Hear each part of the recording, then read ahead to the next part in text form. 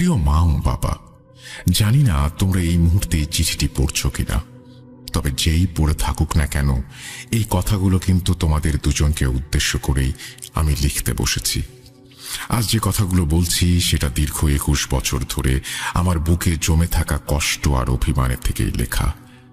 জানি কোনো রক্ত মাংসের মানুষ অপ্রিয় সত্য কথা সহ্য করতে পারে না, কিন্তু আমার সাথে যা যা হচ্ছে তারপর আমি এই কথাগুলো না লিখে থাকতে পারিনি।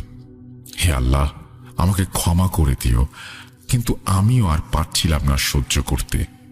আমার অনুপস্থিতিতে হয়তো বাবা মা দুজনের কিছুই এসে যায় না, কিন্তু আমি আমার দাদু ভাই দাদিজান ও নানু ভাই নানিজানের আদরকে খুব মিস করি। ওরাও হয়তো আমার কথা মনে করে ক্ষণে ক্ষণে নীরবে চোখে জল ফেলছে। সবার কাছে ক্ষমা চেয়ে আমি আমার মনের কথাগুলো লিখতে শুরু করলাম। ছোটবেলা থেকে আমি প্রচন্ড অনাদর অবহেলায় বড় হয়েছি। কেন হয়েছি সেটাও আমার জানা নেই। দুজন মেয়ে জন্মানোর পর আমার মা বাবা আবার সন্তান নিয়েছিল বিয়ের 12 বছর পর, যদি এবার একটা ছেলে সন্তান হয় সেই আশায়। কিন্তু আমি মেয়ে হয়ে জন্ম নিয়ে তাদের আশা ভরসায় জল ঢেলে দিয়েছিলাম, আর তার প্রতিফলন আমি পদে পদে পেয়ে এসেছি। আমার ইচ্ছা অনিচ্ছার দাম কখনোই ছিল না ওদের কাছে। তীব্র শাসনের মধ্য দিয়ে 21টা বছর ধরে আমাকে দমিয়ে রাখার চেষ্টা করে গেছে। পান থেকে চুন খসলেই আমাকে দুজনেই অকথ্য ভাষায় গালাগালি করেছে, এমনকি আমার গায়ে হাত পর্যন্ত তুলেছে।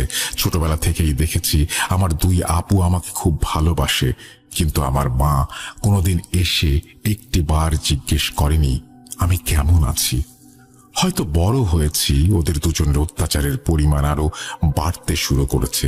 সবাই বলতো আমি নাকি খুব সুন্দর অভিনয় করতে পারি। আমার খুব ইচ্ছে ছিল নাট্যকলা নিয়ে উচ্চশিক্ষা নেয়ার, কিন্তু কিসের কি, ওদের কারণে আমার সব স্বপ্ন ধূলিসাৎ হয়ে গেল। ঢাকা বিশ্ববিদ্যালয়ের ঘ ইউনিটে পরীক্ষা দিয়েছিলাম, সিলেক্টও হয়েছিলাম। এরপর যখন আমাকে ব্যবহারিক পরীক্ষার জন্য ডাকা হলো, তখনই দুজন পেকে বসলো। সেদিন আমার মা আমার গালে ঠাস করে যে চটটা মেরেছিল সেটার কথা আমি আজও ভুলতে পারিনি। আপুদের ভালো ভালো প্রতিষ্ঠানে পড়িয়েছে, তাহলে আমার বেলায় এত অবহেলা কি জন্য? শেষমেশ আমাকে বাধ্য করা হলো জাতীয় বিশ্ববিদ্যালয়ে রাষ্ট্রবিজ্ঞান নিয়ে পড়তে। যাই হোক, এই চাপিয়ে দেয়া সিদ্ধান্তকে আমি নিজের নিয়তি মনে করেই সেখানে পড়তে শুরু করেছিলাম। ভেবেছিলাম এবার হয়তো তাদের অত্যাচার থেকে রক্ষা পাবো। আমি তখন 3rd ইয়ারে পড়ছি। যেদিন আমার ইয়ার ফাইনাল শেষ হলো, সেদিন বাবা হঠাৎ করে আমার ঘরে ঢুকে রেডি হতে বললেন। আমি খুব খুশি হলাম। মনে হচ্ছিল এতদিন পর হয়তো সৃষ্টিকর্তা আমার দিকে মুখ তুলে চেয়েছেন। ভেবেছিলাম আমাকে নিয়ে হয়তো তিনি কোথাও বেড়াতে যাবেন। আমার মাথায় আকাশ ভেঙে পড়ল যখন জানতে পারলাম আমাকে নাকি আজ পাত্রপক্ষ দেখতে আসছে। মানে, আমাকে না জানিয়ে তোমরা আমার বিয়ে ঠিক করে ফেললে? চিৎকার করে বলে উঠলাম। আমি নিজেকে ধরে রাখতে পারছিলাম না। প্রচন্ড রাগের বশে মনে হচ্ছিল মাটির সাথে মিশে যাই। আমি চেয়েছিলাম পড়ালেখা শেষ করে তারপর নিজের পায়ে দাঁড়িয়ে তবেই বিয়ের চিন্তা ভাবনা করব। তবু কি মনে করে যেন একটা শাড়ি পরে কোনো মতে সেজে নিলাম। পাত্রপক্ষের লোকরা আসার পর ওদের সামনেই আমি খোলাখুলি বলে ফেলি যে আমি এই মুহূর্তে বিয়ে করার কোনো ইচ্ছে করছি না। এটা শুধুমাত্র আমার মা বাবার জেদ আর একরোখামির পরিণাম। এই কথা শুনে ছেলের বাড়ির লোকজন বিষয়টা একটা মীমাংসা করে দিয়ে চলে যান। বিয়েটা ভেঙে যায়। আমি অনেক অবাক হয়েছিলাম তখন, কারণ বাবা মা আমাকে সে সময় কিছুই বললেন না। তখন তো আর জানতাম না কি ভয়াবহ বিপদ আমার জন্য অপেক্ষা করছে। প্রায় সপ্তাহখানেক পরের কথা, আমি একদিন রাত্রে ঘুমাচ্ছিলাম। একটা চমৎকার স্বপ্ন দেখে আমার মন প্রাণ জুড়িয়ে যাচ্ছিল। হঠাৎ সবকিছু ভণ্ডুল করে দিয়ে আমার স্বপ্নেই সবকিছু অন্ধকার হয়ে গেল। সবকিছু ছাপিয়ে ভেসে আসে আত্মা উড়িয়ে দেয়া এক খলখলে হাসি। সে হাসি শুনতে না শুনতেই ঘুম ভেঙে গেল। চোখ মেললাম, ঘুটঘুটে অন্ধকার, পুরো ঘরটা অস্বাভাবিক রকমের শীতল। মাথাটা যেন হ্যাং হয়ে আসছে। ষষ্ঠ ইন্দ্রিয় তীব্রভাবে আমাকে জানান দিচ্ছে অন্য কারো উপস্থিতি। ভয়ে আমার সারা শরীর শিউরে উঠল। শরীরে প্রচন্ড ঘাম ঝরছে, তন্দ্রা তখনও কাটেনি। এমন সময় মনে হলো ঘরের ভেতরে গমগমে স্বরে ফিস ফিস করে কেউ বলছে, কাজটা ঠিক করলি না। পচতাতে হবে তোকে। এখনো সময় আছে, ভেবে দেখ। চোখ মেলে দেখি খাঁ খাঁ রোদ। ঘড়ির দিকে তাকিয়ে দেখি দুপুর 12টা বেজে গেছে। কি আশ্চর্য যে আমি ছেলেবেলা থেকেই সকাল 7টার আগে ঘুম থেকে উঠে যাই, সেই আমি কিনা আজ দুপুর 12টায় উঠলাম। কাল রাতে যা যা হয়েছিল তা বেশ মনে পড়ছে। আবারও শরীরের রোম দাঁড়িয়ে গেল। মনে হলো যে হয়তো একদিনই দুঃস্বপ্ন দেখেছি, আর কিছু হবে না আমার। ভয়ের মাত্রা ক্রমশই বাড়তে লাগলো, কারণ আমি ভেবেছিলাম আমার সাথে এমন হবে না, কিন্তু আমি ভুল ছিলাম। এরপর প্রত্যেকটা রাতের বেলা একই স্বপ্ন, একই জিনিস স্বপ্নে এবং বাস্তবে আমার সাথে ঘটতে থাকলো। কথাগুলো হুবহু একই। কাউকে যে বলবো সেটাও সম্ভব না, তবুও সাহস করে একদিন 2 আপুকে ফোন করে বলে ফেললাম সবকিছু। দুজনেই পুরো বিষয়টাকে মনের ভুল ভেবে উড়িয়ে দিল। 2 দিন চলে গেল। গতকাল পরিষ্কার করতে গিয়ে আবিষ্কার করি আমার ঘরে ছোট রূপার তাবিজ। এটা আমার ঘরে কি করে এলো বুঝতে পারছিলাম না। সাহস করে মা বাবাকে দেখালাম। তাবিজটা দেখে দুজনেই বেশ বিচলিত হয়ে পড়লেন। আমি ভেবেছিলাম ওদের কোনো ভাবান্তর হবে, কিন্তু আমাকে অবাক করে দিয়ে ওরা আমাকে আশ্বাস দিয়ে বলল যে ওরা নাকি চেষ্টা করবে এই সমস্যা সমাধানের। কিন্তু মা বাবার কথায় কেন জানি না আমি ঠিক বিশ্বাস করতে পারছিলাম না, কারণ ওরা আমার জন্য কোনো কিছুই করেননি কোনোদিন। ভাবলাম যা করার আমাকেই করতে হবে। আমার বেস্ট ফ্রেন্ডকে জানানোর পর ও বলল একজন কবিরাজের কথা, যিনি এর আগে ওদের পরিবারের সমস্যার সমাধান করে দিয়েছিলেন। কলেজ যাবার নাম করে গেলাম একদিন সেই কবিরাজের কাছে। যাবার সময় তাবিজটি সাথে করে নিয়ে গেলাম। তিনি সবকিছু দেখে অনেক কিছু জিজ্ঞাসা করলেন। আমি তার কাছে সেই প্রথম সবকিছু খুলে বললাম। কবিরাজ চাচা আমার হাত থেকে তাবিজটা নিলেন। তাবিজটা মোম গলিয়ে তার ভেতর থেকে একটা কাগজ বের করলেন। কাগজটিতে ছোট ছোট করে কি সব লেখা, ঠিক বোঝা যাচ্ছিল না। কবিরাজ একটু কষ্ট করে সবটা পড়ে নিয়ে আমাকে যা বললেন তা শোনার জন্য আমি প্রস্তুত ছিলাম না। কবিরাজ চাচা বললেন, তোমার মা বাবা তোমার উপরে কালো জাদু প্রয়োগ করেছে। তুমি নিজের বিয়ে ভেঙে দেওয়ায় তারা তোমার উপর খুবই ক্ষিপ্ত, কারণ তোমার ওই বিয়ের বিনিময়ে তোমার মা বাবা পাত্রপক্ষ থেকে প্রচুর টাকা পয়সা ও সম্পত্তি পেতে যাচ্ছিল। কারণ নানান কারণে ছেলেটির বয়স পেরিয়ে গেছে, কিন্তু বিয়ে হচ্ছিল না। সেই বিয়ে ভেঙে যাওয়ায় তোমার মা বাবা তোমার ওপর বদ জিন চালান করেছেন, যাতে তোমাকে এই পৃথিবীর মায়া ত্যাগ করতে হয়। কথা শুনে আমার পায়ের নিচ থেকে মাটি সরে গেল। ছোটবেলা থেকেই আমার জন্মদাতা মা বাবার 2 চোখের বিষ ছিলাম আমি, কিন্তু তাই বলে আমাকে মেরে ফেলার জন্য ওরা কালো জাদুর মতন ভয়ঙ্কর কিছু সাহায্য নেবেন সেটা আমি স্বপ্নেও ভাবতে পারিনি। 2 চোখ ক্রমশ ঝাপসা হয়ে আসছিল। একসময় চোখ বেয়ে গড়িয়ে পড়ল অশ্রু। 2 পায়ে ভর দিয়ে দাঁড়িয়ে থাকতে কষ্ট হচ্ছিল। সেখানেই হাঁটু ভেঙে বসে পড়লাম। আমার এই অবস্থা দেখে কবিরাজ বললেন, মা জননী, দেখো, প্রতিটা সন্তানের কাছে তার মা বাবা হলো পৃথিবীর শ্রেষ্ঠ সম্পদ। সেই বাবা মাই যদি সন্তানের সাথে এমন করে, তাহলে সেই সন্তানের চেয়ে দুর্ভাগ্যবান পৃথিবীতে আর কেউ হয় না। এখনো সুযোগ আছে, বাড়ি যাও, তোমার মা বাবাকে বোঝাও, এখনো এই কালো জাদু কাটিয়ে নেওয়ার উপায় আছে। সাবধানে থেকো মা, তোমার ওপর কিন্তু অনেক বিপদ। কবিরাজের কাছ থেকে দোয়া শিখে নিয়ে বিদায় নিয়ে বাসায় চলে আসলাম। বাসায় এসে চাবি দিয়ে তালা খুলে ঘরে ঢুকে দেখি মা বাবা কেউ ভেতরে নেই। এটাই স্বাভাবিক। রাতে আর ফিরলেন না। ফোন করেছি, কিন্তু তখন ওদের ফোন সুইচ অফ, তাই তাদের সাথে আর কথাই হলো না। হাল ছেড়ে দিয়ে শেষমেশ খেয়ে দিয়ে শুয়ে পড়েছি। সেদিন রাতে আবার একই স্বপ্ন দেখার পর ঘুম ভেঙে উঠেছি। সাথে সাথে এতদিনের শোনা সেই গমগমে কণ্ঠ আজকে আমাকে ভয়ঙ্কর জোরে গর্জন করে চিৎকার করে বলতে লাগলো, নিজের সর্বনাশ নিজেই ডেকে আনলি, অপেক্ষা কর, তোর মৃত্যুর ক্ষণ ঘনিয়ে এসেছে। এই কথা শেষ না হতেই বুঝতে পারলাম অসম্ভব শক্তি দিয়ে একটা দানবীয় হাত আমার গলা চেপে ধরেছে। চিৎকার করতে চাইছিলাম, কিন্তু পারলাম না। দম বন্ধ হয়ে আসছে, মরেই যাব হয়তো আজ। মৃত্যুর সন্ধিক্ষণে এসে বাঁচার একটা শেষ চেষ্টাতেই হঠাৎ করে বিদ্যুৎ ঝলকের মতো মাথায় খেলে গেল কবিরাজের দোয়ার কথা। মনে মনে সেই দোয়া পড়তে থাকি। মনে হলো গলার ওপর থেকে সেই চাপটা যেন এক ঝটকায় সরে যায়। এরপর আর কিছুই মনে ছিল না। চোখ মেরে দেখি ফজরের আজান দিচ্ছে। আমার ধীরে ধীরে সবকিছু মনে পড়ে। আমি মানসিকভাবে ভেঙে পড়ছি।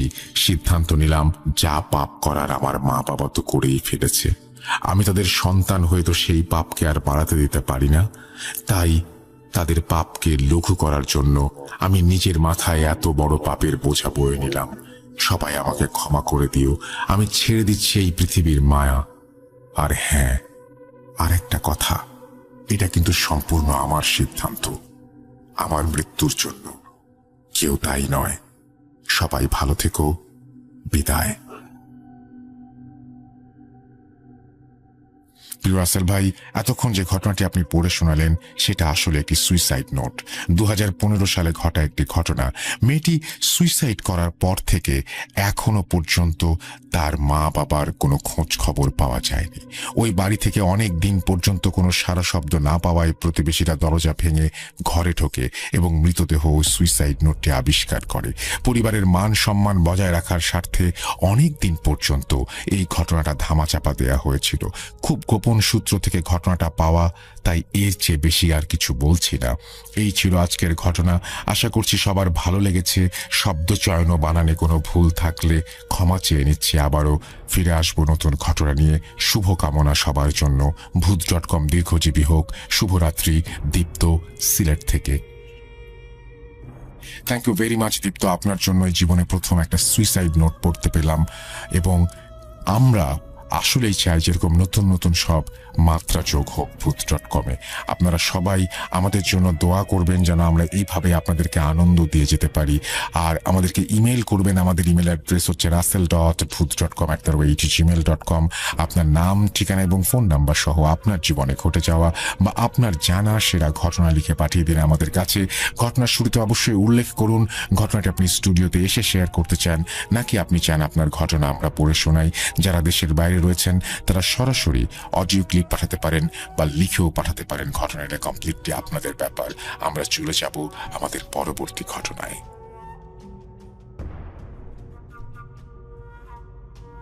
17 ডিসেম্বর 2003, বুধবার। সময়টা ঠিক সকাল 6:53। স্বাভাবিক আর 5টা দিনের মতো সেদিনও সকালে বাবার হাত ধরে রওনা দিয়েছিলাম মাদ্রাসার উদ্দেশ্যে, কিন্তু পৌঁছাতে পারিনি। বাড়ি থেকে বেরিয়ে খানিক এগোতেই দেখি কাশিমপুর খালপাড়ে প্রায় 15-20 জন মানুষ ভিড় করে দাঁড়িয়ে আছে, আর তাদের মধ্যেই কয়েকজন হম্বিতম্বি হয়ে কিছু একটা খুঁজছে কচুরি পানায় ভর্তি খালটাতে। বাবার কাছে দূর থেকে লোকগুলোকে দেখে পূর্ব পরিচিত মনে হয় আমাকে নিয়েই হাঁটতে লাগলেন খালপাড়ের দিকে। কিন্তু ওখানে গিয়ে আমি যে আমার জীবনের সবচেয়ে বাজে অনুভূতির সম্মুখীন হতে চলেছিলাম সেটা কল্পনাও করতে পারিনি। বাবা হয়তো লোকগুলোর মুখের দিকে তাকিয়ে কিছু একটা আন্দাজ করতে পেরেছিলেন, তাই আমার হাতটা ছেড়ে দিয়ে একটু কাছে গিয়ে 2-1 জনের সাথে কথা বলে আবার ফিরে আসলেন। দেখলাম তার চোখ দুটো ছলছল করছে। কিছু না বলে বাবা আমাকে কোলে নিয়ে দাঁড়িয়ে পড়েন সেই লোকগুলোর সাথে। বাবাকে একটু ভয় পেতাম বিধায় কিছু জিজ্ঞেস করার সাহস হচ্ছিল না, তাই সবার মতো আমিও কচুরিপানার দিকে তাকিয়েছিলাম। পুরো খালটাই যেন কচুরিপানার দখলে, কিন্তু হঠাৎ একটা অদ্ভুত জিনিস যেন আমার দৃষ্টিতে আটকে যায়। পুরো খালে যেখানে কচুরিপানার কারণে এক বিন্দু পরিমাণ পানির দেখাও মিলছে না, ঠিক সেখানেই নাকি স্পষ্টভাবে ভেসে উঠেছে একটা চেক শার্টের কাপড়। কয়েকজনকে দেখলাম কচুরিপানা সরিয়ে সাঁতরে সেই কাপড়ের কাছে যাওয়ার চেষ্টা করছে। প্রথমে ব্যাপারটা বুঝতে পারিনি ঠিকই, কিন্তু যে মুহূর্তে একজন সেই কাপড়টা ধরে জোরে একটা টান দিল, সেই মুহূর্তে আমার ভেতরের রুহটা যেন কেঁপে উঠল। ওটা শুধু একটা শার্টের কাপড় ছিল না, ছিল টকটকে লাল রক্তাক্ত চেহারার এক ব্যক্তির লাশ। লাশের হদিস মিলতেই যেন চারিদিকে চিৎকার আর আর্তনাদের বন্যা বইতে লাগলো। খালের পানি থেকে লাশটা তুলে আনার পর তার দিকে তাকিয়ে মনে হচ্ছিল মাত্রই কেউ যেন ধারালো নখ দিয়ে আঁচড়ে তার মুখের মাংস ছিঁড়ে নিয়েছে। কিন্তু কে এই ব্যক্তি, আর কেনই বা এমন নির্মমতার শিকার হতে হয়েছে তাকে? জানব, তবে তার আগে সবাইকে জানাই ঈদুল আজহার অনেক অনেক শুভেচ্ছা। আসসালামু আলাইকুম রাসেল ভাই এবং প্রিয় শ্রোতা, আশা করি আপনারা সবাই ভালো আছেন এবং সুস্থ আছেন। আমি মুস্তফা আলম রোমান আজ আবারও আপনাদের মাঝে হাজির হয়েছি নতুন একটি ঘটনা নিয়ে। আজ আমি যে ঘটনাটি শেয়ার করতে চলেছি সেটা সংগ্রহ করেছি আমাদেরই একজন লিসনারের কাছ থেকে। ওনার নাম মোহাম্মদ বোরহান আহমেদ এবং বর্তমানে উনি একজন সৌদি প্রবাসী। যাই হোক, সময় নষ্ট না করে সরাসরি ঘটনায় যাওয়া যাক। ঘটনাটি বোরহান ভাই আমাকে ঠিক যেভাবে বলেছেন আমিও ঠিক সেভাবেই লেখার চেষ্টা করছি।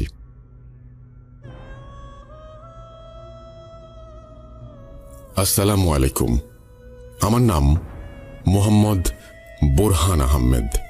আমি সৌদি প্রবাসী হলেও গত রোজার ঈদে 3 মাসের ছুটি নিয়ে দেশে ফিরেছি। কিছু ঘটনা হাতে থাকা সত্ত্বেও গত ঈদে কাজের ব্যস্ততা এবং সময় স্বল্পতার কারণে শেয়ার করার সুযোগ হয়ে ওঠেনি। তাই এবার ঈদ স্পেশাল এপিসোডে একটা ঘটনা শেয়ার করব বলে আগে থেকেই ভেবে রেখেছিলাম। আজ যে ঘটনাটি শেয়ার করব তার কিছু অংশের প্রত্যক্ষদর্শী আমি নিজেই। ঘটনাটি ঘটে আমারই পরিচিত একজন বড় ভাইয়ের সাথে। ওনার নাম মেহেদি হাসান তানভীর এবং উনি পেশায় একজন পুলিশ অফিসার। তানভীর ভাই এবং আমার গ্রামের বাড়ি একই এলাকায়, অর্থাৎ কুমিল্লা জেলার মুরাদনগর থানার পাহাড়পুর ইউনিয়নে 5 পুকুরিয়া গ্রামে। ছেলেবেলায় আমরা একসাথে গ্রামের মাঠে খেলাধুলা করেছি, আড্ডাবাজি আর ঘোরাঘুরিও করেছি। আমাদের সম্পর্কটা আগে থেকেই বেশ ভালো ছিল, কিন্তু পুলিশের চাকরির সুবাদে তানভীর ভাইয়ের পোস্টিং হয় হবিগঞ্জ জেলার বানিয়াচং থানায়। সময়টা তখন হয়তো 2001 কিংবা 2002। কাজের সূত্রে শহরের বাইরে যাবার কারণে তখন থেকেই তানভীর ভাইয়ের সাথে আমার যোগাযোগটা কমে যায়। আর তখন তো মোবাইল ফোনের যুগ ছিল না, তাই খুব একটা দেখা সাক্ষাৎ বা কথা বলার সুযোগও ছিল না। যাই হোক, এরপর থেকে শুধু ঈদের ছুটিতে বা কারো বিয়ের অনুষ্ঠানেই ভাইয়ের সাথে দেখা হতো। এভাবেই প্রায় 1-1.5 বছর কেটে যায়। ভাইয়ের সাথেও সেভাবে আর দেখা সাক্ষাৎ হয় না। এমনই একদিন খেলাধুলা শেষে মাঠ থেকে বাড়ি ফেরার সময় হঠাৎ তানভীর ভাইয়ের সাথে দেখা, কিন্তু সে যেন সম্পূর্ণরূপে বদলে গেছে। তার শারীরিক অবস্থারও কিছু পরিবর্তন ঘটেছে। কথায় কথায় তার এই অবস্থার কারণ জিজ্ঞেস করলে কিছু বলতে চাননি তিনি, তবে বুঝতে পারি পুলিশের চাকরিটা খাটাখাটনি এই অবস্থার মূল কারণ। যাক, দেশের সেবায় নিজেকে নিয়োজিত করা মানে এক রকমের জীবন সার্থক। এরপর আর কিছুক্ষণ কথা বলে আমি বাড়ি ফিরে আসি। বাড়ি ফিরে সবাইকে তানভীর ভাইয়ের সাথে দেখা হবার ব্যাপারে জানাতেই সবাই লাফিয়ে ওঠে, আরে ওর তো বিয়ে ঠিক হয়েছে, আমাদের বাড়িতে এসেছিল বিয়ের দাওয়াত দিতে, তুই বাড়ি ফেরার কিছুক্ষণ আগেই ও বেরিয়েছে। ব্যাপারটা শুনে আমি মনে মনে বেশ খুশি হলাম। যাক, ভালোই হলো, অনেকদিন পর কারো বিয়ের অনুষ্ঠানে যাব। যা হোক, এবার সবকিছু সেই আগের মতোই, কিন্তু কয়েকদিন পর অবাক করা কিছু তথ্য আমার কানে আসে। মূলত তানভীর ভাইয়ের ছোট ভাই ছিল আমার বন্ধু। অদ্ভুতভাবে তার নামটাও রাসেল। একদিন সন্ধ্যায় খেলার মাঠে বসে আড্ডা দিতে দিতে রাসেল জিজ্ঞেস করে, বোরহান, ভূতে বিশ্বাস করিস? ওর প্রশ্ন শুনে আমি একটু অবাক সুরে বললাম, মানে হঠাৎ এমন প্রশ্ন কেন করলি? ও বলল, জানিস, কদিন যাবৎ ভাইয়া খুব অসুস্থ। ডাক্তার দেখানো হয়েছে, কিন্তু কোনো রোগ ধরা পড়েনি। তাই ভাইয়া নিজে থেকে একজন কবিরাজের সাথে দেখা করেছে। সে নাকি বলেছে ভাইয়ার সাথে 2জন জিন আছে। ছোট থাকতে বাবা আর দাদির কাছে ভূত প্রেতের গল্প শুনেছি অনেক, কিন্তু আসলেও যে এমন কিছু মানুষ থাকতে পারে সেটা নিয়ে আমার কোনো ধারণাই ছিল না। তাই রাসেলের কথাটা আমি একটু মজার ছলে নিয়ে বললাম, তুই কি আমার সাথে মজা করছিস? মানুষের সাথে আবার জিন থাকবে কিভাবে? আর তানভীর ভাই একজন পুলিশ অফিসার, উনিও এইসবে বিশ্বাস করবে নাকি? আমার কথা শুনে রাসেল একটু মুচকি হেসে যে কথাটা বলল তা শুনে আমার মনে কিছুটা ভয় ধরে গিয়েছিল। তানভীর ভাইয়ের সাথে কদিন যাবৎ কি কি ঘটেছে সেগুলো একে একে বলতে চাইলেও ওই সন্ধ্যাবেলা আমার সাহসে কুলায়নি। তাই ঘটনাগুলো পরে কখনো শোনাবো বলে সেদিনের মতো বাড়ি ফিরে আসি। কিন্তু এর 2 দিন পরেই আমার জীবনে ঘটে যায় এক হৃদয় বিদারক ঘটনা। আমার ঘটনাটি এখন বলবো না, তানভীর ভাইয়ের ঘটনার শেষে ওটা উল্লেখ করার চেষ্টা করব। তবে আমার জীবনে ঘটে যাওয়া সেই ঘটনার পর থেকে প্রায় অনেক দিন যাবৎ আর কারো সাথে সেভাবে যোগাযোগ ছিল না। সত্যি বলতে ভয়ে আমি বাড়ি থেকে বেরোতে পারতাম না। আমি সুস্থ হওয়ার পর একদিন বাড়ি থেকে বেরিয়ে দেখা করতে যাই রাসেলের সাথে। সেদিন ওর সাথে অনেক কথা হয় আমার, আর তানভীর ভাইয়ের জীবনে ঘটে যাওয়া ঘটনাগুলোও সেদিন আমার সাথে শেয়ার করে রাসেল। ঘটনার প্রতিটি অংশে যেন আমার শরীর শিউরে উঠতে বাধ্য হচ্ছিল। ঘটনাগুলো তানভীর ভাই রাসেলকে বলেছিল আর রাসেল আমাকে। তবুও আমি তানভীর ভাইয়ের ভাষায় ঘটনাগুলো উল্লেখ করার চেষ্টা করছি। সময়টা 2002 সালের শেষের দিকে। সবেমাত্র সরকারি পরীক্ষায় উত্তীর্ণ হয়ে পুলিশে জয়েন করেছি। প্রথম দিকে খুব একটা প্রেশার না থাকলেও কিছুদিনের মাঝেই আমাকে ট্রেনিংয়ের জন্য খুলনায় পাঠিয়ে দেওয়া হয়। 6 মাসের সুদীর্ঘ আর স্মরণীয় এক সময়। 6 মাসে যেমন কষ্ট করেছি তেমন এনজয় করেছি। কিন্তু আমার চাকরির জীবনের শুরু 2003 সালের মার্চ মাস থেকে। প্রথম পোস্টিং হয়েছিল বানিয়াচং থানায়। সে যেন এক নতুন অভিজ্ঞতা। তবে সেই মিষ্টি অভিজ্ঞতাগুলোই আস্তে আস্তে তিক্ত হতে শুরু করে আমার জীবনে। পুলিশে জয়েন করার ইচ্ছে আগে থেকেই ছিল ঠিকই, কিন্তু রোজ রোজ চোখের সামনে নির্মমতার শিকার হওয়া বিভৎস লাশ আর বিভিন্ন অরাজকতার পাহাড় দেখতে দেখতে মনটা বিষিয়ে উঠেছিল। আমি যেন এসব কিছু আর সহ্য করতে পারছিলাম না। দম বন্ধ হয়ে আসছিল আমার। শুরুর দিকেই মানসিকভাবে বিপর্যস্ত হয়ে পড়েছিলাম বলে কৌশলে 2 সপ্তাহের ছুটি নিয়ে বাড়ি ফিরে আসি। বেশ ভালোই কাটছিল দিনকাল, কিন্তু ছুটি শেষ হতেই আমার মনের ভেতর কেমন যেন করতে শুরু করলো। যেতে ইচ্ছে করছিল না একদমই, কিন্তু কি আর করার। সরকারি চাকরি, দেশের সেবায় যখন নিয়োজিত হয়েছে তখন যেতে তো হবেই।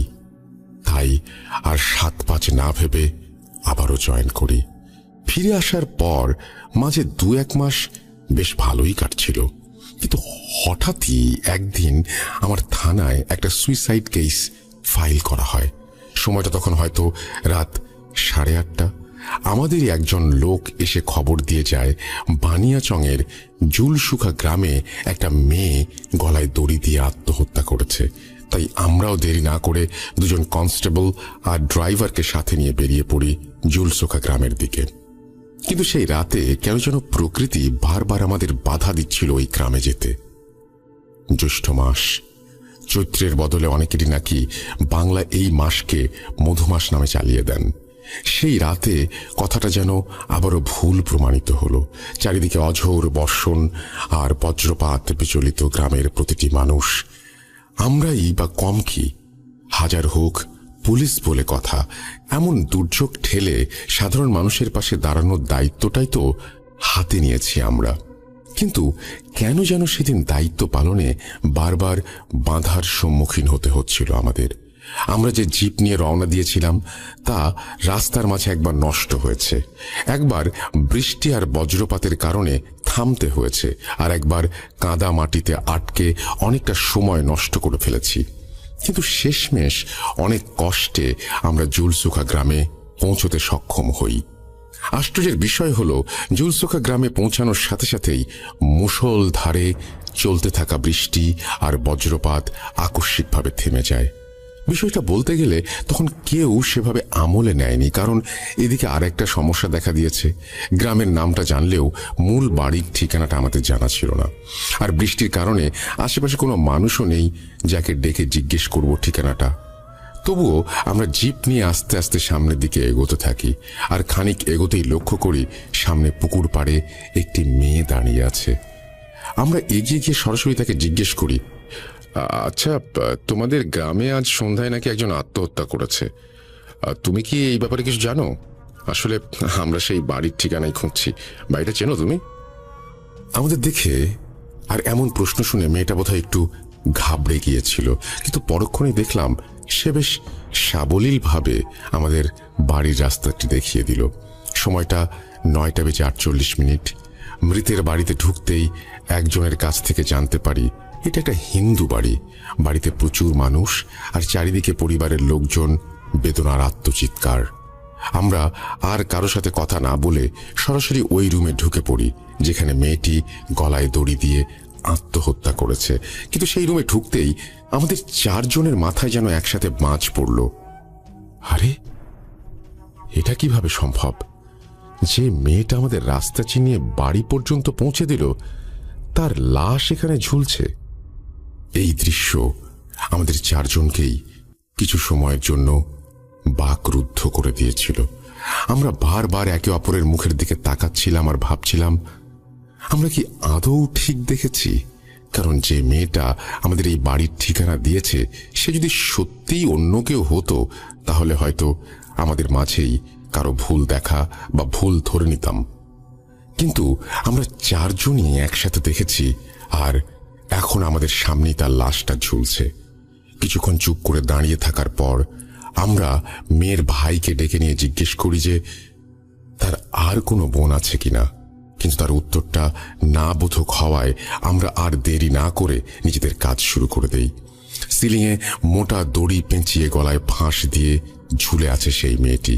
জিহ্বার পুরোটাই বেরিয়ে এসেছে মুখ থেকে, আর চোখ দুটো প্রায় বেরিয়ে যাবে বলে মনে হচ্ছে। সে এক বিভৎস দৃশ্য। আমরা একটা দায়ের সাহায্যে সিলিংয়ের সাথে ঝুলতে থাকা দড়িটা কেটে লাশটার নিচে নামাই। দড়িটা বেশ মোটা আর পরিষ্কার ছিল। সত্যি বলতে এরকম দড়ি আমি আগে কখনো দেখিনি। গলা থেকে দড়ির প্যাঁচ খুলতেই দেখি বেশ মোটা দাগ বসে আছে। মেয়ের ভাই জিহ্বার বারবার মুখের ভেতরে ঢুকিয়ে দেওয়ার চেষ্টা করলেও সেটা সম্ভব হচ্ছিল না। আমার জীবনে ওটাই প্রথম সুইসাইড কেস, তাই কিছুটা নার্ভাস ছিলাম, আর বারবার সিনিয়র অফিসারের সাথে যোগাযোগ করছিলাম। ওখানে সব কাজ মিটিয়ে লাশ পোস্টমর্টমের জন্য নিয়ে যাওয়ার সময় মৃতের বাবা আমাকে ডেকে বলেন তিনি কোনো কেস ফাইল করতে চান না। কিন্তু আমাদের ক্ষেত্রে তো এটা সম্ভব নয়। কেস যখন আমাদের কাছে এসেছে, তখন তো পোস্টমর্টম করতেই হবে, আর আসল দোষীও খুঁজে বের করতে হবে। তাই তার অনুরোধটি সেদিন রাখতে পারিনি। মেয়ের লাশ একটা চাদরে মুড়ে জিপে তোলা হয়, আর আমাদের চারজনের সাথে মেয়ের ভাই মর্গে যেতে রাজি হয়। এরপর আমরা রওনা দেই হবিগঞ্জ সদর হাসপাতালের উদ্দেশ্যে। তখন প্রায় রাত 12:30। জুলসোকা থেকে হবিগঞ্জ সদর হাসপাতাল 1.5-2 ঘন্টার রাস্তা। ভালোই ভালোই রওনা দিলে যাবার পথে আবারও আমাদের সাথে সেই অদ্ভুত ঘটনাগুলো ঘটতে শুরু করে। তবে এবার তার পরিমাণটা ছিল মাত্রাতিরিক্ত। আমরা যখনই লাশটা নিয়ে জুলসোকা গ্রামের বাইরে বেরিয়েছি, ঠিক তখনই আচমকা দমকা হাওয়ার সাথে মুষলধারে বৃষ্টি আর বজ্রপাত শুরু। কিন্তু এবার আর বৃষ্টি থামার জন্য আমরা কোথাও অপেক্ষা করিনি। জুলসোকা পার হবার পর প্রায় 10-15 মিনিট কোনো সমস্যা হচ্ছিল না, কিন্তু তারপরেই হঠাৎ করে সবকিছু পাল্টে যেতে থাকে। 60 কিলোমিটার স্পিডে চলতে থাকা গাড়ি যেন এবার 30 কিলোমিটার স্পিড তুলতে পারছে না। মৃতর ভাইকে সুইসাইডের ব্যাপারে কিছু জিজ্ঞাসাবাদের জন্য আমি তখন তার সাথে গাড়ির ভেতরেই বসেছিলাম। ড্রাইভার হঠাৎ করে গাড়ি স্লো করার কারণ জিজ্ঞেস করলে সে কোনো উত্তর দিতে পারেনি। তবে তার কাছে নাকি গাড়িটা বেশ ভার মনে হচ্ছিল। পরবর্তীতে গাড়ি থামিয়ে চেক করা হলেও কোনো সমস্যার দেখা মেলেনি। তাই আবার আমরা যাত্রা শুরু করি। না, সমস্যা কিন্তু এখানে শেষ হয়নি। ওই যে বলছিলাম, এবারে পরিমাণটা মাত্রাতিরিক্ত। আমরা বানিয়াচং বাজার পার হবার পর বেইলি ব্রিজের কাছে আসতেই দেখি ওখানে রাস্তার কাজ চলার কারণে ব্রিজ বন্ধ। তাই নৌকা ছাড়া এত রাতে খোয়াই নদী পার হবার আর কোনো উপায় নেই। এবার কনস্টেবলকে বলি গাড়ি থেকে নেমে একটা নৌকার ব্যবস্থা করতে। সেও আমার কথা মতো গাড়ি থেকে নেমে নদীর পাড়ে গিয়ে কিছুক্ষণ পর একটা নৌকার ব্যবস্থা করে ফিরে আসে। এরপর আমরা সবাই একে একে গাড়ি থেকে নেমে লাশটা নিয়ে নৌকায় উঠি। ড্রাইভারকে বলেছিলাম জিপ নিয়ে সোজা থানায় চলে যেতে, প্রয়োজন হলে পরে আবার ডেকে পাঠাবো। মেয়েটার লাশ বাদে নৌকায় তখন মোট 5 জন ছিলাম। মেয়ের ভাই, 2 জন কনস্টেবল, নৌকার মাঝি আর আমি। খোলা আকাশের নিচে শীতল বাতাসে নদী পার হতে বেশ ভালোই লাগছিল, কিন্তু সাথে ছিল সদ্য আত্মহত্যা করা একটা লাশ। কেন জানি না এতগুলো মানুষ পাশে থাকার পরেও বারবার আমার মনের ভেতরে কুহু ডাকছিল, আর খানিক পরেই সেই ডাকটাই যেন সত্যি হতে লাগলো। নৌকা যখন নদীর মাঝপথে এসে থেমেছে, ঠিক তখনই একটা কনকনে ঠান্ডা হাত আমার বাম হাতকে খুব শক্ত করে চেপে ধরলো। আমি ভয়ে আমার হাতটা হ্যাঁচকা টান দিয়ে দেখি মেয়েটার শরীর শূন্যে ভেসে আমার নৌকার ওপর আছাড় খেলো। আর এমন আচরণে মেয়েটার ভাই বেশ ক্ষুব্ধ হয়ে আমার দিকে তেড়ে এসে বলল, আপনি এটা কি করলেন? কেন আপনি আমার বোনের হাতটা ধরে টান দিলেন? কিন্তু কেন যেন আমি কিছুই বলতে পারছিলাম না তাকে। হয়তো খুব ভয় পেয়েছিলাম। একটা সময় কিছু না বলতে পেরে আবার বাম হাতটা এগিয়ে দিলাম তার দিকে, আর ইশারা করলাম হাতের ওপর থাকা দাগগুলো দেখার জন্য। এরপর হয়তো তিনি কিছু একটা আন্দাজ করতে পেরেছিলেন, তাই কিছু না বলে আবার গিয়ে চুপ করে বসে পড়লেন। এরপর নৌকায় থাকাকালীন আর কোনো সমস্যা হয়নি ঠিকই, কিন্তু নদী পার হতে যেখানে 10 মিনিট লাগে সেখানে নৌকা যেন একদমই এগোচ্ছিল না। মাঝিকে অনেকবার কারণটা জিজ্ঞেস করেছি, কিন্তু সে কোনোভাবেই উত্তর দেয়নি। আমাকে বারবার প্রশ্ন করতে দেখে একসময় একজন কনস্টেবল বলে ওঠে, স্যার, ওনাকে আর কিছু জিজ্ঞেস করার প্রয়োজন নেই, ইনশাল্লাহ খুব তাড়াতাড়ি পৌঁছে যাব। ওর কথা শুনে আমিও আর কিছু বলিনি, কিন্তু নদী পার হতে সেদিন আমাদের 1 ঘন্টারও ওপরে সময় লেগেছিল। তবে নৌকা থেকে নামার সময় আবারও সেই ঘটনার পুনরাবৃত্তি। আমরা 4 জন যখন লাশটা নিয়ে নৌকা থেকে নামছিলাম, ঠিক তখনই লাশটা আবারও তার একটা হাত দিয়ে আমার ডান হাতটা শক্ত করে চেপে ধরে। এবার আমি ভয়ে লাশটা ছেড়ে দেই আর সেটা মাটিতে পড়ে যায়। ঠিক আগের বারের মতোই মেয়ের ভাই ক্ষিপ্ত হয়ে আমার দিকে তেড়ে আসেন, কিন্তু এবার আমি তাকে সবটা খুলে বলি আর হাতের দাগগুলো দেখাই। তিনি বিষয়টা বুঝতে পারেন আর বলেন, এরপর আপনাকে আর লাশ ধরতে হবে না, আমরা 3 জন কোনোভাবে চেষ্টা করে হাসপাতাল পর্যন্ত নিয়ে যাব। লাশ নিয়ে যখন নদীর ওপারে নামি তখন প্রায় ভোর হতে চলেছে। চারিদিকে হাতে গোনা 2-1 জন ভ্যান চালক বাদে আর কেউই নেই। এরপর একজন কনস্টেবল পাঠিয়ে ভ্যান ঠিক করে লাশটা ভ্যানে তুলি। বেলি ব্রিজ থেকে সদর হাসপাতাল পর্যন্ত 8 ঘন্টার রাস্তা। ভ্যানে চড়ে দোয়া পড়তে পড়তে বেশ ভালোভাবে এগিয়ে যাচ্ছিলাম। তবে এবার নতুন এক সমস্যা দেখা দেয়। লাশটা যে চাদরে মোড়ানো ছিল সেই চাদরটা হঠাৎ করে লাশের মুখের ওপর থেকে সরে যায়। আমি 2-1 বার ঠিক করে দিলেও বারবার ওটা সরে যাচ্ছিল। ঠিক তখন রাস্তায় একদমই বাতাস ছিল না, তাই ভ্যান থামিয়ে কনস্টেবলকে সামনে থেকে উঠে পেছনে এসে বসতে বলি আর আমি সামনে চলে যাই। ঠিক সেই মুহূর্তে খুব অস্বস্তি হচ্ছিল আমার, আর অস্থিরতায় ছটফট করছিলাম আমি। আমাকে এমন ছটফট করতে দেখে মেয়ের ভাই কারণ জিজ্ঞেস করেন। আমি ব্যাপারটা খুলে বলি তাকে। তিনি মাথা নিচু করে সবটা শুনে বলেন, এরপর কিছু হলে আমি দায়িত্ব নিয়ে দেখব। এদিকে এমন পরিস্থিতিতে বাকি 2 কনস্টেবলের অবস্থাও ঠিক আমার মতোই।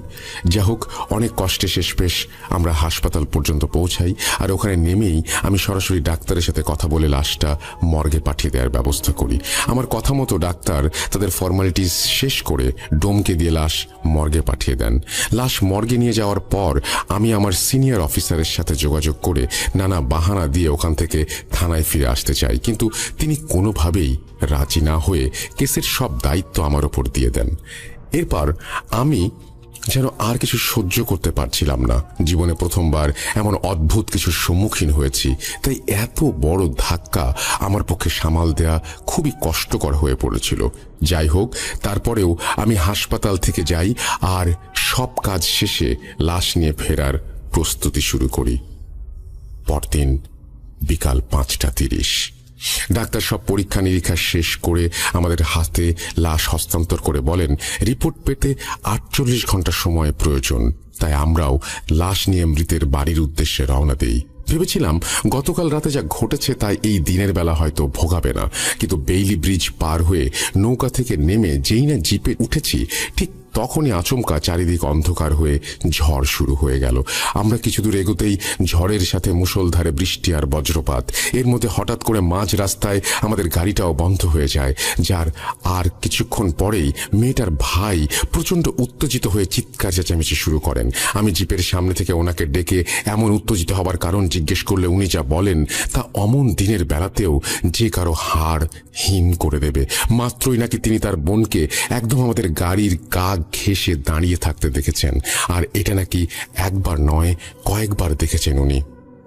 ওনার কথা শুনে আমরা কেউ সেই রাস্তায় দাঁড়ানোর সাহস পাইনি, তাই ওনাকে বাইরে তাকাতে মানা করে আমরা কোনো রকম দোয়া দুরুদ পড়তে পড়তে আবার এগোতে শুরু করি। মাঝে আর কোনো সমস্যা হয়নি, তবে জুলসুখা পৌঁছাতে ঝড় বৃষ্টি থেমে যায় এবং হঠাৎ করে চারিদিক 10-15টা কুকুর খুব চিল্লাচিল্লি করতে করতে আমাদের পিছু নেয়। ওই একদিনের ঘটনা বলতে এটুকুই ছিল।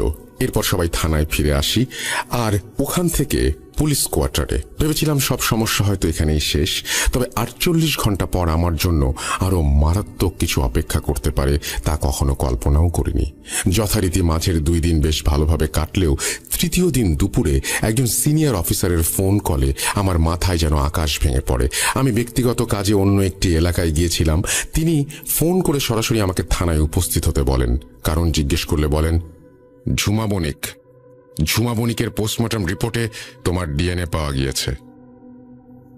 ঝুমা বণিক মানে সেই মেয়েটা যার সুইসাইড কেস আমি হ্যান্ডেল করেছিলাম? এটা শুনে সব কাজ ফেলে দৌড়ে থানার উদ্দেশ্যে রওনা দেই। আমার তখনও খেয়াল হয়নি বা মাথায় আসেনি পোস্টমর্টমে কেন আমার ডিএনএ ডিটেক্ট হয়েছে। থানায় পৌঁছানোর পর দেখি সেই মেয়েটির ভাই আর সাথে 2জন লোক বসে আছেন আমার সাথে কথা বলার জন্য।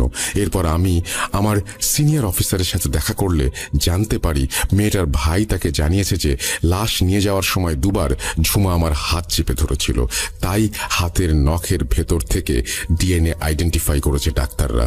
যদিও প্রথম দিকে ব্যাপারটা কেউ বিশ্বাস করতে চায়নি, কিন্তু পরবর্তীতে বাকি 2 কনস্টেবল আমার পক্ষ নিয়ে কথা বললে সবাই বুঝতে পারেন। যেহেতু আমার মেয়ের পরিবার থেকে বারবার কেসটি ক্লোজ করে দিতে বলা হচ্ছিল, সেহেতু আমার সিনিয়র অফিসাররা নিজেদের মধ্যে আলোচনার ভিত্তিতে কেসটা ক্লোজ করে দেন। কিন্তু আমার কাজ তখনও শেষ হয়নি। কয়েকটা সিগনেচার আর বেশ কিছু কাজে সেদিন আমাকে আবার হবিগঞ্জ সদর হাসপাতালে যেতে হয়েছিল। কাজ শেষে ওখান থেকে বেরোতেই দেখি একজন মধ্যবয়স্ক লোক দূর থেকে হাতে ইশারা করে আমাকে ডাকছেন। এগিয়ে যেতেই উনি বলতে শুরু করেন, আসসালামু আলাইকুম স্যার, আমাদের চিনছেন? আমি এই হাসপাতালের ডোম।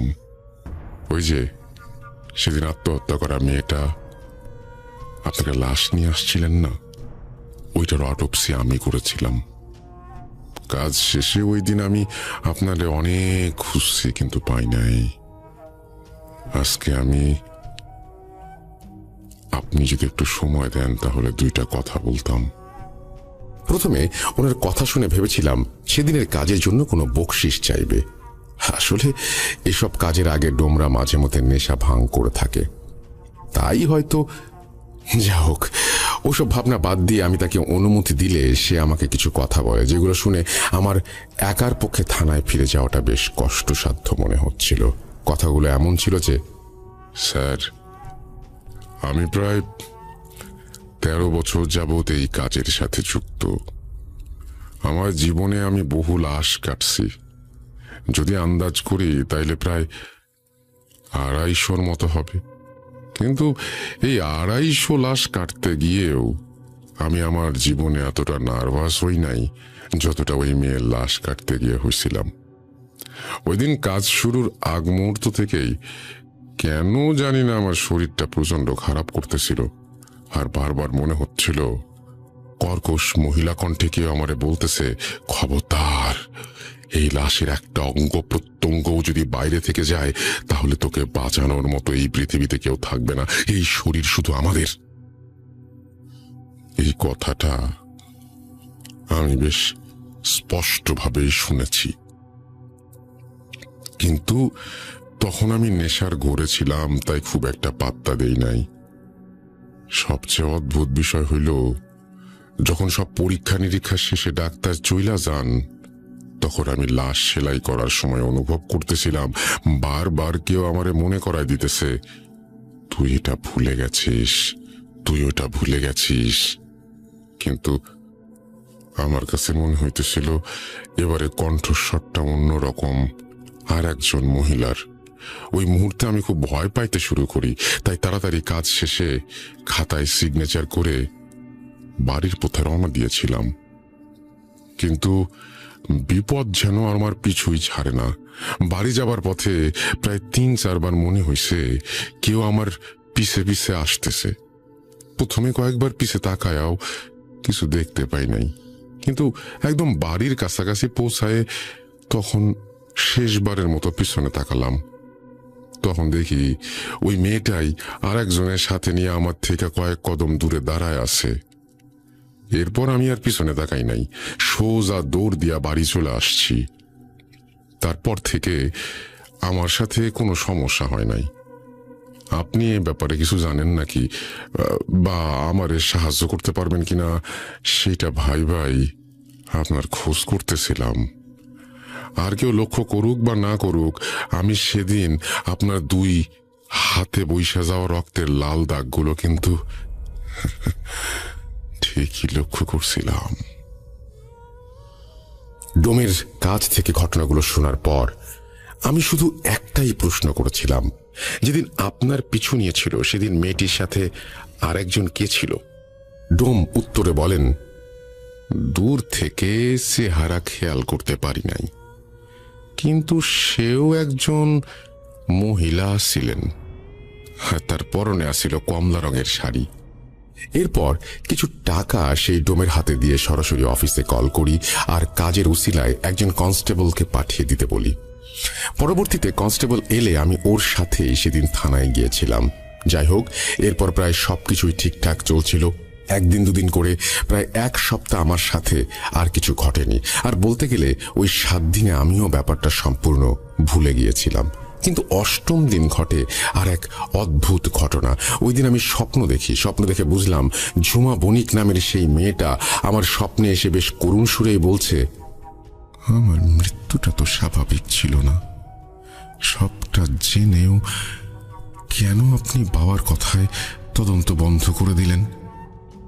আমি তো নিজের ইচ্ছায় মরিনি, আমাকে জোর করে মৃত্যুর দিকে ঠেলে দেয়া হয়েছে। তাই দয়া করে আপনি আবার তদন্ত করুন। স্বপ্নটা শেষ হতেই আমার ঘুম ভেঙে যায়। বিছানা ছেড়ে উঠে বেশ অনেকক্ষণ যাবৎ বিষয়টা নিয়ে আমি ভাবতে থাকি, কিন্তু কোনো কুল কিনারা খুঁজে পাই না। তাই বাকি 2 কনস্টেবল আর ড্রাইভারের সাথে কথা বলে জানার চেষ্টা করি ওরা স্বপ্নে কিছু দেখেছে কিনা। ওদেরকে জিজ্ঞেস করলে ওরা বলে ওরা কেউ নাকি স্বপ্ন দেখেনি। তাই আমিও তখন স্বপ্নটাকে স্বাভাবিক সাধারণ স্বপ্ন বলেই মনে মনে সান্ত্বনা দিতে শুরু করি। কিন্তু আশ্চর্যজনকভাবে পরের দিন ঠিক একই স্বপ্ন দেখি আমি। এবার আমার মনের সন্দেহ বাসা বাঁধতে থাকে। তাই নতুন করে কেস ওপেন না করে আমি নিজের মতো করে তদন্ত শুরু করতে থাকি। প্রথমে আমি ঝুমা বণিকের ভাইয়ের সাথে দেখা করি আর আবারও নতুন করে জিজ্ঞাসাবাদ করি, কিন্তু তেমন কোনো তথ্যই সেখান থেকে সংগ্রহ করতে পারিনি। পরবর্তীতে ওনার বাবার সাথেও ব্যাপারটা নিয়ে আলোচনা করি, কিন্তু তাতেও বিশেষ লাভ হয়নি। শুধু এতটুকু জানতে পারি যে সে খুব হাসি খুশি একজন মেয়ে ছিল আর কয়েকদিন পর নাকি তার বিয়ে হবার কথা ছিল। বিয়ের কথা শুনে আমি সেই পাত্রপক্ষের সাথে অনেক যোগাযোগের চেষ্টা করি। পাত্রের নাম ছিল সাগর বণিক। তারাও বণিক পরিবারের লোক ছিলেন, তবে তাদের মাঝে আমি কিছু সন্দেহজনক লক্ষ্য করিনি বিধায় বেশ হতাশ হয়ে কোয়ার্টারে ফিরে আসি। ওই দিন বেশ ক্লান্ত ছিলাম বলে একটু আগে ভাগেই শুয়ে পড়ি, কিন্তু আমার ঘুম আসছিল না। হঠাৎ কেসের ব্যাপারে ভাবতে ভাবতে মনে হলো কেউ যেন আমার কানের কাছে ফিসফিস করে বলছে, ওরা কোনো মানুষ ছিল না। কথাটা শুনে আমি একটু হকচকিয়ে বিছানা থেকে উঠে পড়ি। আমি কি সত্যিই ঠিক শুনলাম নাকি ওটা আমার মনের ভুল? ব্যাপারটা বুঝতে প্রায় 1 দিন সময় লেগেছে, কারণ পরবর্তীতে তদন্তের কোনো অগ্রগতি না হয় আমি আবার সেই স্বপ্ন দেখি। কিন্তু এবার স্বপ্নের শেষ অংশে ঝুমা এসে বলে গেছে যারা ওকে মেরেছে তাদের কেউই নাকি মানুষ ছিল না। এরপর যথারীতি আমার ঘুম ভেঙে যায়, কিন্তু এবারও আমি স্বপ্নের সাথে বাস্তবতার কোনো মিল খুঁজে পাচ্ছিলাম না। তাই ওই দিন এলাকায় আমার পরিচিত এক হুজুরের সাথে আমি যোগাযোগ করি। হুজুরের সাথে কথা বলে তাকে সবটা জানালে তিনি আমার কাছে 1 দিনের সময় চেয়ে নেন আর বলেন 1 দিন পর সবটা জেনে তিনি আমাকে জানাবেন। ঘটনার পরদিন ভোরে ফজরের নামাজের পরপরই হুজুর আমার সাথে দেখা করতে আসেন আর শুরুতেই বলে ওঠেন, সামনে তোমার অনেক বিপদ, যত দ্রুত সম্ভব ছুটি নিয়ে গ্রামের বাড়ি ফিরে যাও। আমি হুজুরকে এর কারণ জিজ্ঞেস করলে তিনি বলেন এই মুহূর্তে আমার সাথে নাকি দুটো বদ জিন আছে, যারা কৌশলে আমার ক্ষতি করতে চাইছে। যত দ্রুত সম্ভব আমাকে গ্রামের বাড়ি চলে যেতে বলছেন, কিন্তু হুটহাট করে তো আর ছুটি পাওয়া সম্ভব নয়। আর আমি এটাও বুঝতে পারছিলাম যে দুটো জিন আমার পিছুই বা কেন নিয়েছে, এটা আমার মাথায় কিছুতেই আসছিল না। যা হোক, তারপরেও হুজুরের কথা মতো আমি ছুটির আবেদন করি, তবে যথাযথ কারণ দেখাতে না পারায় ছুটি ক্যান্সেল হয়ে যায়। হুজুরের সাথে কথা বলে কিছুটা টোটকা নিয়ে আমি এরপর দুদিন বিষয়টি নিয়ে ভাবতে থাকি, কিন্তু আমি কোনো সূত্র খুঁজে পাচ্ছিলাম না। কারণ আমার সাথে যদি কোনো বদজিন থাকে, তাহলে তাদের কোনো আভাস আমি কেন পাচ্ছি না? আর কোনোভাবে তারা তো আমাকে দেখা দিবে বা ভয় দেখানোর চেষ্টা করবে। এক্ষেত্রে তো সেটাও ঘটছে না, শুধু স্বপ্নটাই দেখছি, আর সেটাও বেশ স্বাভাবিক। এদিকে বিষয়গুলো নিয়ে ভাবতে ভাবতে তদন্তের কাজে আবার কিছু বাধা পড়ে যায়। তাই হয়তো তৃতীয় দিন আমি আবার স্বপ্নটা দেখি, কিন্তু এবার বোধহয় ঝুমা আমার উপর কিছুটা বিরক্ত ছিল। ঠিক আগের বারের মতোই সব কথা সে আমাকে বলছে, কিন্তু এবার তার মুখে একটা বিরক্তির ছাপ লক্ষ্য করছিলাম আমি। তাই সকালে ঘুম ভাঙতেই আমি আবারও ভালো একজন হুজুরের খোঁজ করতে থাকি। সৌভাগ্যক্রমে এক বন্ধুর কাছে তার পরিচিত ভালো একজন হুজুরের খোঁজ পাই। বন্ধুর মাধ্যমেই ফোনে তার সাথে যোগাযোগ করলে বিকেলে একটি নির্দিষ্ট জায়গায় গিয়ে তার সাথে দেখা করে আসতে বলেন। আমি আমার সব কাজ শেষ করে ওই দিন বিকেলে হুজুরের সাথে দেখা করতে যাই। হুজুরের সাথে দেখা করে সালাম দিতেই উনি আমাকে বসতে বলেন, এবং আমি সমস্যাগুলো নিয়ে কথা শুরু করার আগেই উনি নিজে থেকে সবটা বলতে শুরু করেন। কিন্তু উনি যে কথাগুলো বলছিলেন তা শুনে যে কারো হুঁশ উড়ে যেতে পারে। তিনি আমাকে দেখেই বলতে লাগলেন, তুমি যে হিন্দু মেয়েটার সুইসাইড কেস হ্যান্ডেল করছো, সে তো সাধারণ কেউ ছিল না, আর তার মৃত্যুও স্বাভাবিকভাবে ঘটেনি। তুমি কি জানো সে তন্ত্র সাধনা করত? গেল বছরের অক্টোবর মাসে সে একজন মহিলা তান্ত্রিকের কাছ থেকে তন্ত্রবিদ্যা গ্রহণ শুরু করেছিল। কিছুদিন যাবার পর বেশ ভালোভাবেই রপ্ত করেছিল কালো জাদুর খুঁটিনাটি, কিন্তু বিপত্তি বাঁধে অন্য জায়গায়। তার গুরু অর্থাৎ সেই মহিলা তান্ত্রিকের উদ্দেশ্য মোটেই ভালো ছিল না। সে চাইছিল মেয়েটিকে তন্ত্রবিদ্যায় পারদর্শী করে নিজের কাজে লাগাবে। তবে ঝুমা মানে সেই মেয়েটি নিজে কিছুটা বিদ্যা অর্জনের পর সেই মহিলা তান্ত্রিকের সাথে যোগাযোগ বন্ধ করে দিতে চেয়েছিল। তার মূল কারণটা যদিও আমার জানা নেই। আর এর রেশ ধরেই সেই তান্ত্রিক ক্ষিপ্ত হয়ে ওঠে এবং তাকে বশে নিয়ে একটি বদজিনের মাধ্যমে মেয়েটিকে হত্যা করে। এখানে আরো একটা বিষয় আছে। তোমার হয়তো মনে প্রশ্ন জাগতে পারে যে আগে যার সাথে যোগাযোগ করেছিলেন তিনি কেন দুটো জিনের কথা বলেছেন, আর হাসপাতালের ডমি বা কেন বলেছিল যে সেদিন রাতে দুজন তার পিছু নিয়েছে। সম্ভবত মেয়েটা মারা যাবার আগে কোনো কাজ অসমাপ্ত রেখে গিয়েছিল, আর তার সাথে একটা বদ জিন ছিল। পরবর্তীতে হয়তো মহিলা তান্ত্রিক সেই জিনটাকেও কোনোভাবে নিজের বশে এনে দলবদ্ধভাবে কাজটা করার চেষ্টা করেছে, আর তাই সেই দুটো জিন একসাথে মানুষকে ভয় দেখিয়ে বেড়াচ্ছে। হুজুরের কথাগুলো শুনে আমি কিছুক্ষণ চুপ করে বসেছিলাম। কি বলবো, কি জিজ্ঞেস করব, কিছুই আমার মাথায় আসছিল না। তবে আমার পেছনে কেন এসেছে আর এখান থেকে পরিত্রাণের উপায় জানতে চাইলে তিনি ঠিক একই কথা বলেন। আমার স্বপ্নে আসার মূল কারণটা নাকি তিনিও জানেন না, কিন্তু গ্রামের বাড়ি ফিরে গেলে এর একটা সমাধান হবে বলে তিনি জানান। সাথে কিছু দোয়া শিখিয়ে দেন এবং প্রতিদিন সেগুলো পড়তে বলেন। ফিরে আসার আগে হুজুর আমাকে এই তদন্ত বন্ধ করে দিয়ে রহস্যের গভীরে যেতে মানা করেন। আমি ঠিক জানি না তিনি আসলে কি বোঝাতে চেয়েছিলেন ওই দিন। হুজুরের সাথে কথা বলা শেষে বেশ ভয়ের তো হৃদয় নিয়েই কোয়ার্টারে ফিরছিলাম আমি।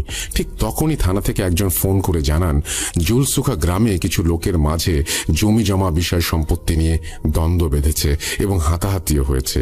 এতে কিছু মানুষ গুরুতর আহত হওয়ায় দ্রুত ফোর্স নিয়ে আমাকে সেখানে উপস্থিত হতে বলা হয়েছে। থানা থেকে ফোন পেয়ে আমিও দ্রুত কোয়ার্টারে পৌঁছাই। রেডি হয়ে ফোর্স নিয়ে বেরিয়ে পড়ি জুলসুখা গ্রামের উদ্দেশ্যে। ওখানে পৌঁছে দেখি পরিস্থিতি বেশ গুরুতর, তাও কোনোভাবে সামাল দিয়ে গ্রামের মোড়লের অনুরোধে একটা গ্রাম্য সালিশের ব্যবস্থা করা হয়। মোড়লের বাড়ির পুকুর পাড়েই সালিশের জন্য ব্যবস্থা করা হয়। কিন্তু এখানেও অদ্ভুত ঘটনাগুলো যেন আমার পিছু ছাড়ছিল না। সালিশ চলাকালীন হঠাৎ করে আমার চোখে পড়ে পুকুরের ওই পাড়ে থাকা একটা তাল গাছের দিকে। তখনও পুরোপুরি অন্ধকার হয়নি। দেখলাম সাদা জোব্বা পরা একজন মধ্যবয়স্ক লোক আমাকে হাতের ইশারা করে ডেকে কিছু একটা বোঝানোর চেষ্টা করছেন। প্রথমে ঠিক বুঝতে পারছিলাম না সে আমাকেই ডাকছে কিনা, কিন্তু মুহূর্তেই ঘটে এক অদ্ভুত ঘটনা। লোকটা হঠাৎ করে ঠিক ওই ভঙ্গিতে গলায় হাত রেখে জিপটা বের করে দাঁড়িয়ে পড়েন, যে ভঙ্গিতে আমরা সবাই ঝুমাকে সিলিংয়ের সাথে ঝুলতে দেখেছিলাম। এরপর আমি বুঝতে পারি যে লোকটা সুইসাইড কেসের ব্যাপারে আমাকে কোনোভাবে সাহায্য করতে চায়।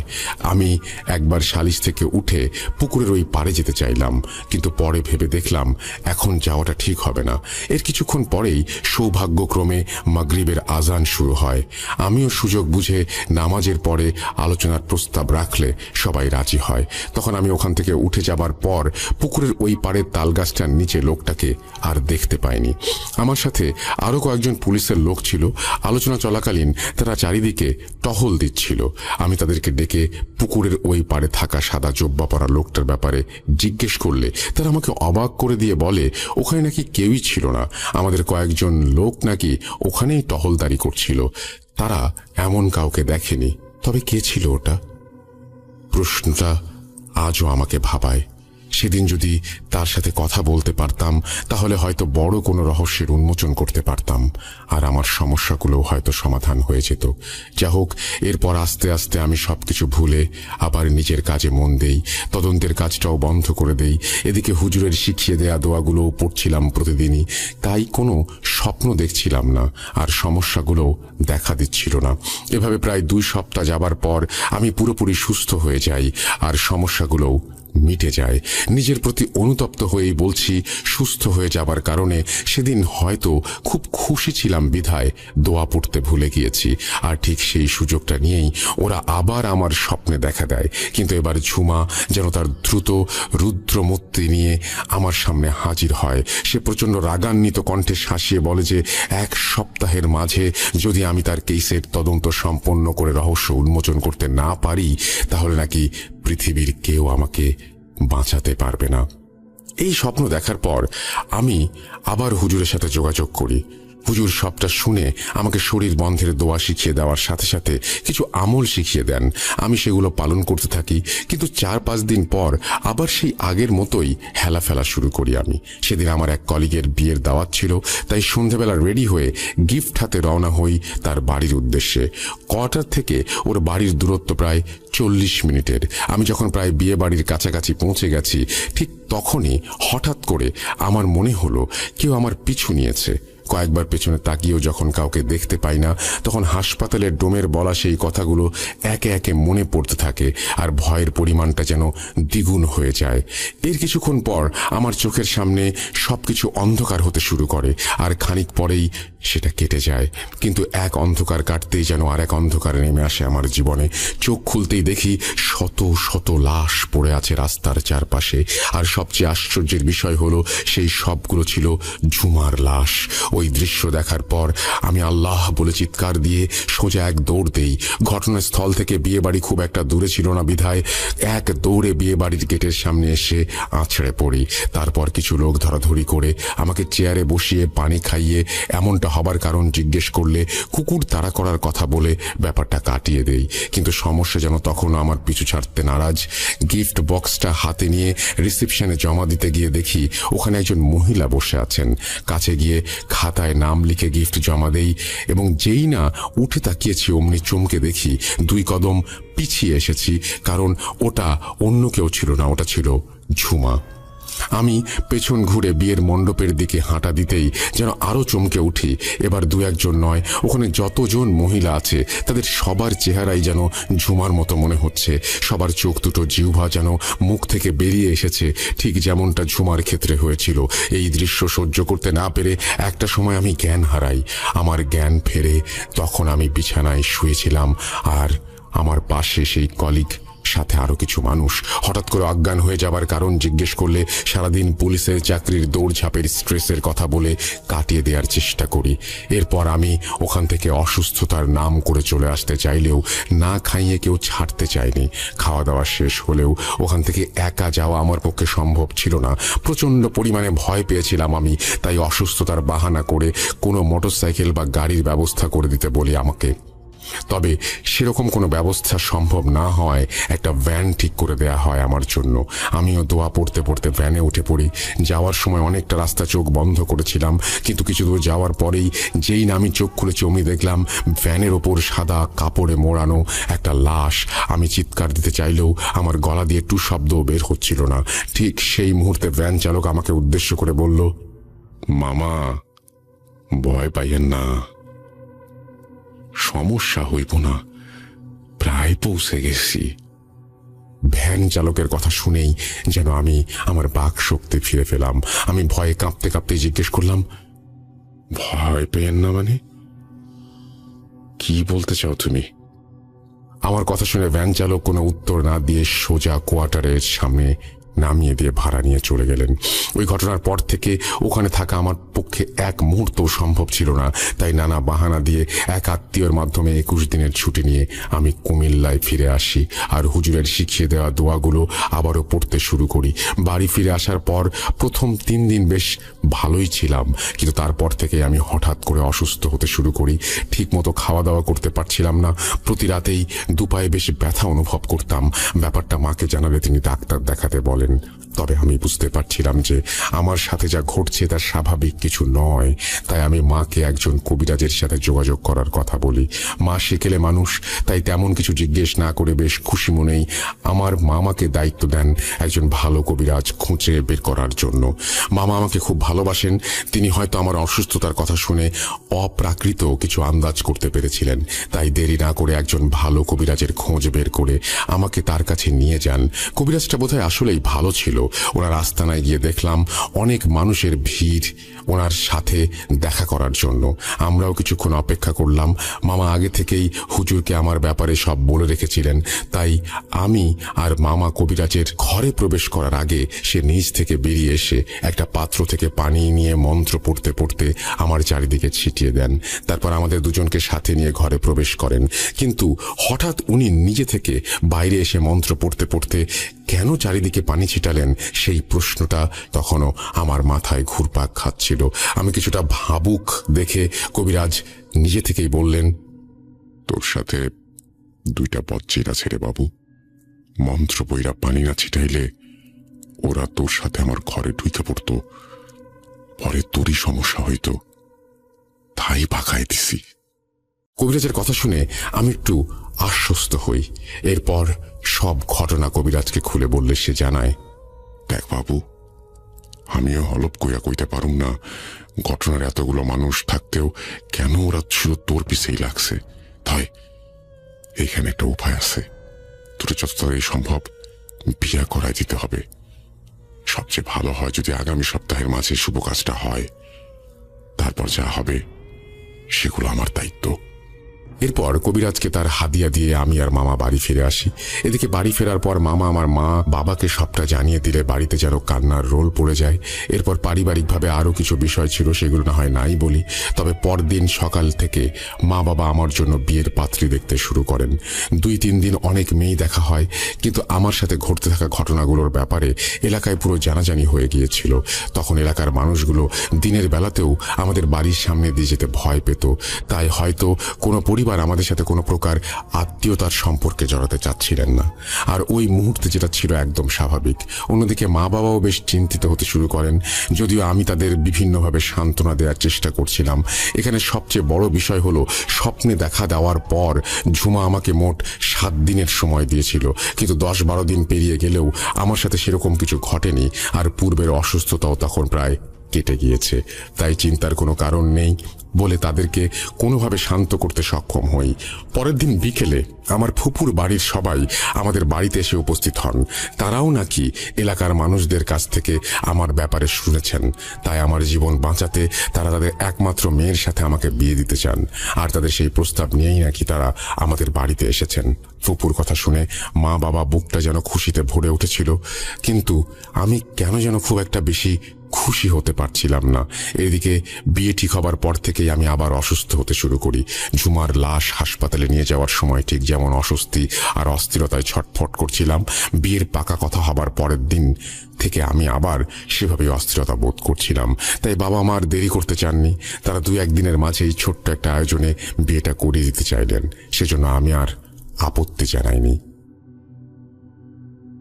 মূলত এটাই ছিল তানভীর ভাইয়ের জীবনে ঘটে যাওয়া আশ্চর্যজনক কিছু ঘটনা, যেটি তিনি আমাদের ছোট ভাই মেহেদির সাথে শেয়ার করেছিলেন।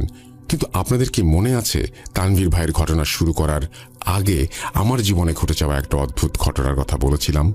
এবার বোধহয় সেই ঘটনাটা বলার সময় এসে গেছে। আমার জীবনে ঘটে যাওয়া সেই অদ্ভুত ঘটনার মূলে ছিল তানভীর ভাইয়ের আকস্মিক মৃত্যু।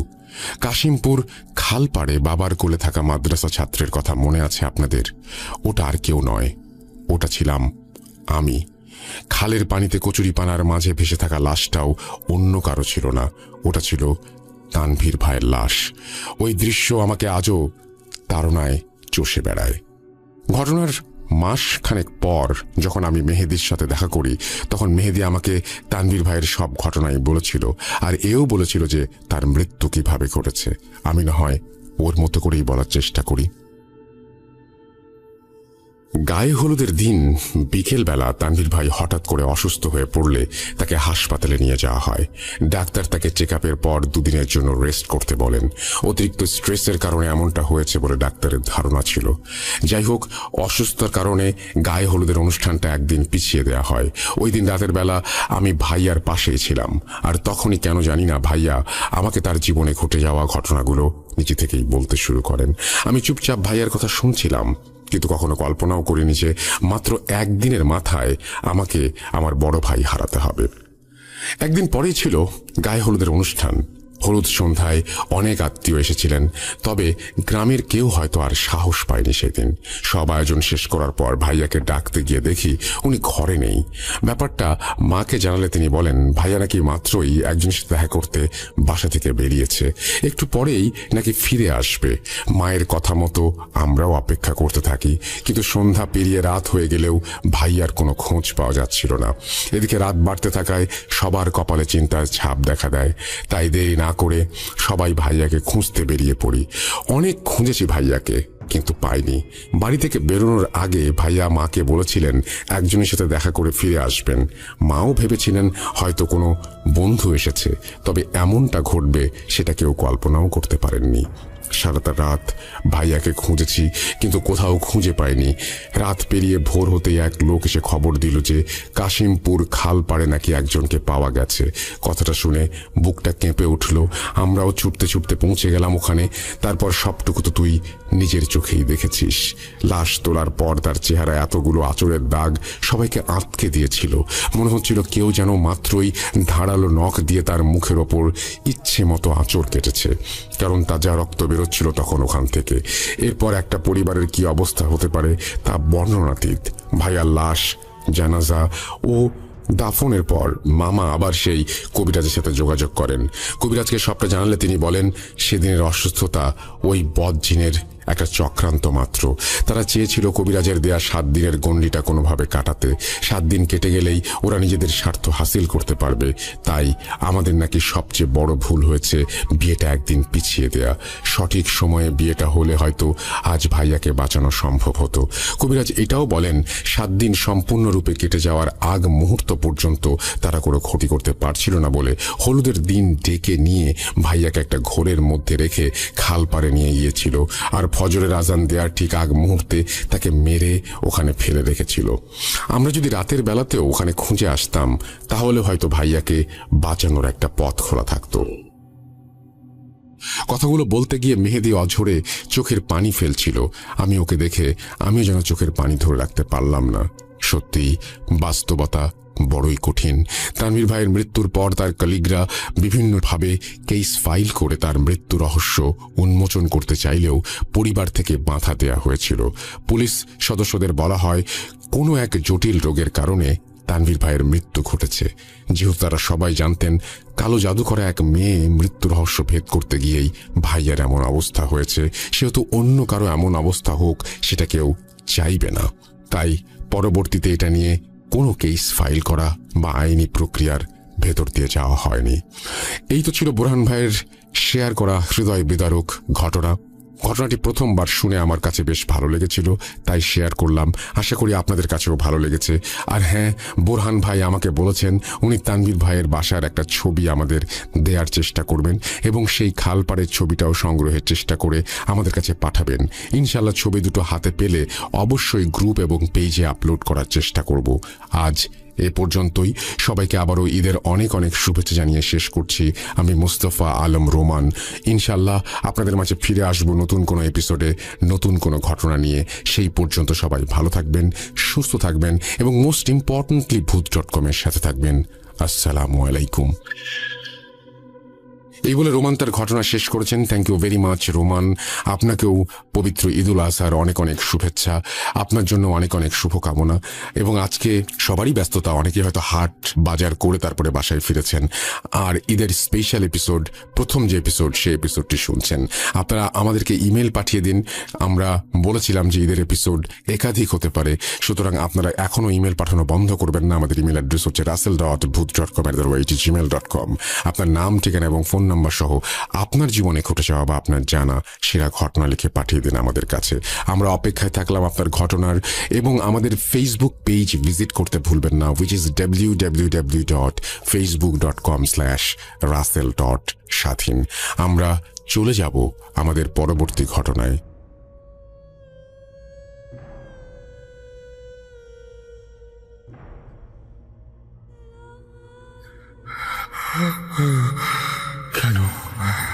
কেন তুমি আসো? আমি শুধু তোমার সাথেই থাকতে চাই। তুমি চলে যাও প্লিজ।